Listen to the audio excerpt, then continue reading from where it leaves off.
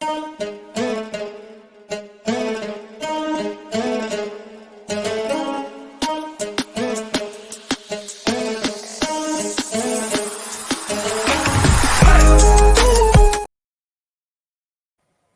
right, what's good, man? Let's get into it. So, I hate to do this video. I really do, because honestly, I'm a Giants fan, and I don't like the Cowboys. The Cowboys are probably my least second favorite team in the NFL. The second team I hate the most besides the Eagles. Even though shout out to all the Eagles fans that rock with me. You know what I'm saying? I appreciate y'all, and I love Jalen Hurts, but I gotta bring this up, and it's gonna make me sick to my stomach. I'm probably gonna have bad diarrhea and throw up after I'm done making this video, but it would not. I have to put this out there. I really do. So everybody knows the whole Dak Prescott, treylance controversy drama. The Cowboys traded a fourth-round pick for treylance. People are saying Dak Prescott's days are numbered. People are saying Dak Prescott is gonna get benched. That the Cowboys are gonna suck this down the third. And I would love for that to happen. As I'm saying this, my stomach is turning right now because I really don't want to say it. But my brain is telling me this is a very, very strong possibility, maybe even like a likelihood. What if Dak Prescott balls out and the Cowboys win the NFC East? I said it. What if the Cowboys win the NFC East? And people are going to be like, RJ, you're dumb, you're stupid. The Giants, the Eagles, this, that, and the third, and the Cowboys just traded for treylance. I get it. I really, really get it. But just hear my argument, right? Pressure makes people uncomfortable, which means if you're uncomfortable, your sixth senses, your nature, your senses are going to be on high alert. You're going to be thinking a lot more with your brain than your heart. You're not comfortable anymore. Dak Prescott's not comfortable anymore. I would have more faith in my Giants, in the Eagles, winning the NFC East, if Dak was like, you know what, Jerry Jones loves me. He just paid me a bag. There's no competition behind me because Cooper Rush, no one believes in Cooper Rush, and whoever else they got, I don't even know who the third string quarterback is. I can literally just be mid, and he'll still pay me $50 million. Now treylance, you insert treylance, a first-round pick, someone who's young and has talent and who we don't know. A lot of us think he's trash, but we don't know. And the simple fact that they traded an asset, a fourth-round pick, to get him. Now Dak is uncomfortable. Dak feels the pressure. He feels the heat. Dak is like, not only is my starting job on the line, my livelihood is on the line. Dak Prescott is a multi-millionaire. He's a multi-millionaire. His livelihood is on his leg. Can you imagine Dak being the starting quarterback for the Dallas Cowboys to going back to being a backup somewhere in the NFL? Or being a starter for, I don't know, the Falcons or, the Colts if Anthony Richardson doesn't work out? That must be a big ego hit, and that must put a lot of pressure on Dak. And people don't believe me. People will say, well, RJ, this, that, and the third. You're dumb, you're stupid. The Cowboys, this, that, and the third, right? I want to say this, right? Tom Brady, Bill Belichick and the Patriots drafted Jimmy Garoppolo, even though Tom Brady was literally in the prime of his career. You know what Tom Brady did? Because everybody knows that Tom Brady and Belichick don't like each other. That Belichick tried to replace Tom Brady with Jimmy G. And Tom Brady said, you know what? I feel the pressure. Bill Belichick is waiting for me to slip up just once so he can justify benching me or cutting me for Jimmy Garoppolo. I'm not going to let him do that. So you know what? I'm going to go out there and win the 2017 Super Bowl and go to another Super Bowl in 2018. Unfortunately, lost to the Eagles and win an MVP.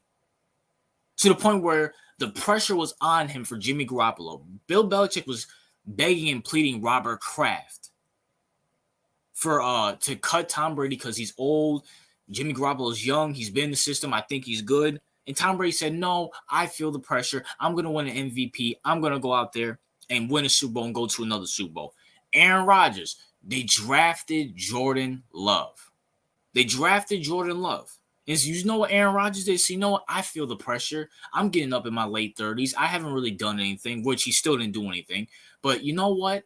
I'm going to go win an MVP, go to an NFC championship game, and then win another MVP back-to-back to the point where the Packers gave me another bag. They gave me another bag. He felt the pressure of Jordan Love. Whatever you think of Jordan Love is irrelevant. He felt the pressure of Jordan Love. The whole point of this video is pressure. And people are going to be like, well, RJ, Dak is not on Aaron Rodgers and Tom Brady's level. Okay, cool, fine, which I agree with. Kirk Cousins in 2017, his last year with the Washington Commanders, everybody was talking about Kirk Cousins can't win the big time. Kirk Cousins is not good, this, that, and third. So you know what Kirk Cousins did when he felt that pressure? He went out there and threw for 4,000 yards, 27 touchdowns, 13 interceptions, a QBR of 93.8. So basically a QBR 94.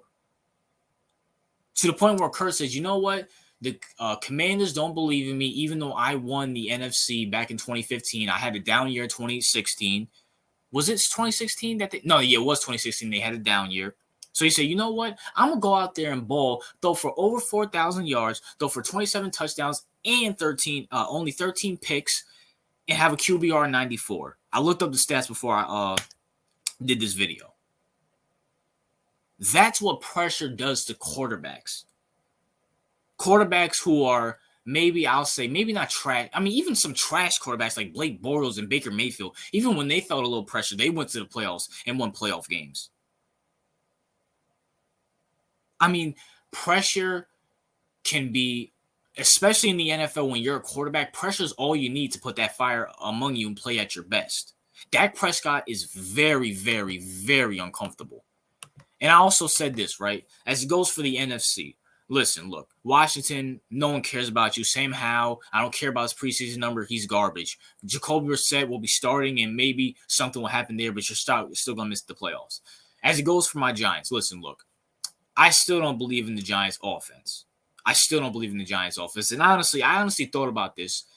The Giants kind of remind me, to put this in NBA terms, if anybody who watches basketball, you'll get this. But the Giants kind of remind me of a Miami Heat, San Antonio Spurs type of team in the NFL.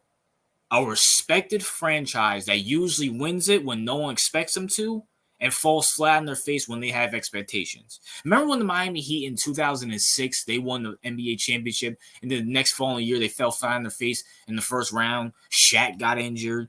Shaq got injured. Dwayne Wade, I think, got injured because with all of his knee problems. And then, and besides the LeBron years, in 2020, no one expected the Miami Heat to beat the Celtics and to beat Milwaukee in the East and then go to the finals and lose to the Lakers. No one expected Miami to go to the finals this year. With the Spurs, no one expected the Spurs to beat the Lakers, to beat the Miami Heat in 2014. Like, that's what the Giants kind of remind me of. A team that comes out of nowhere, a la 2007, 2011. I mean, even in 1991, people had the Bills win that Super Bowl. People forget they had Thurman Thomas, Jim Kelly, all those wide receivers running, the K-Gun offense, I believe?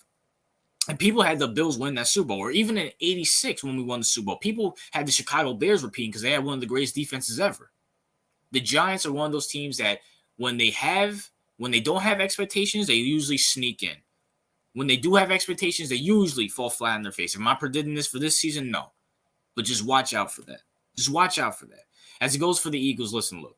I still stand by what I said about the Eagles. The Eagles are going to win 10 to 13 games. But they always say, especially in the NFC has not had a back-to-back winner since the Eagles back in the 2000s. The NFC East has not had a back-to-back winner since the Eagles back in the 2000s. Now, could this be the first team to do that? Obviously, yes, because they're talented and Jalen Hurts is amazing. But I said all that to say this. For people sitting here saying Dak is trash, he's garbage, they're going to start treylance, and it hurts me to say this. Once again, I am a Giants fan, but this pressure might make the Cowboys win the NFC East. Might win the NFC East. I'm not predicting them going to the Super Bowl or even predicting them go to the NFC Championship game. But this might be the little fire to help that talented team, because once again, the Cowboys have a top 3 talented team in the NFC, help them win the NFC East. Because once again, as Tom Brady, Aaron Rodgers, and Kirk Cousins in 2017, pressure is all you need to help a player reach his full potential and to ball out. Dak Prescott is very uncomfortable, and watch for him to throw less interceptions and to make the correct throws and just maybe be the game manager that they need him to be. But that's my thoughts, man. What are yours? I'm about to go throw up for giving the Cowboys credit. RJ out.